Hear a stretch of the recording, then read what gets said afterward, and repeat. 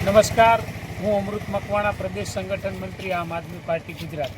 સાથીઓ, આપ બધા જ જાણો છો કે 10/10/2025ના રોજ બોટાદ માર્કેટિંગ યાર્ડમાં જે કડદાના નામે ખેડૂતોને અન્યાય થતો હતો અને એના માટે રાજુભાઈ કરપડા સાથે હજારો સમર્થકો સાથે બોટાદ કોટન માર્કેટિંગ યાર્ડની અંદર આજ દિવસ દરમિયાન આંદોલન ચાલ્યું. રાજ્ય સરકારને એમ લાગ્યું કે આવતીકાલે મોટી સંખ્યામાં કિસાનો અહીંયા આવશે.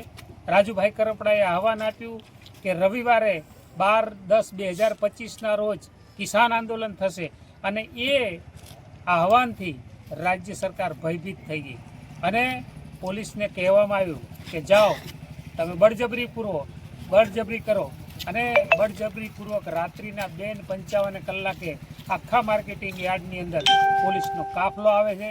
20 થી 25 મિનિટ સુધી કિસાનોએ બહુ પ્રયત્ન કર્યા કે રાજુભાઈની ધરપકડ ન થાય. ખૂબ સંઘર્ષ થયો, કેટલાને વાગ્યું, કેટલાને લાઠીચાર્જ થયો, કેટલાકને બળજબરીપૂર્વક એને મારવામાં આવ્યો અને એમ છતાં પણ દરેક કિસાનોને પિતર કરી અને રાજુભાઈને ધરપકડ કરી. કયા પોલીસ સ્ટેશનમાં છે એ પણ માહિતી નથી, પણ અમે કહેવા માંગીએ છીએ કે રાજુભાઈએ જે આહવાન આપ્યું છે કે આ કડદો પ્રથા બંધ થાય, ખેડૂતોને અન્યાય બંધ થાય, એના માટે સમર્થન આપો. એ આજે દિવસ દરમિયાન સતત પ્રવચન કરી અને લાઈવના માધ્યમથી અને સોશિયલ મીડિયાના માધ્યમથી લોકોને આહવાન કરતા હતા, ખેડૂતોને આહવાન કરતા હતા કે આવો સમર્થનમાં. પણ જ્યારે આપણા નેતાની ધરપકડ કરી છે, પોલીસે બળજબરી કરી છે અને આ પોલીસની બળજબરી રાજ્ય સરકારના ઈશારે થઈ છે.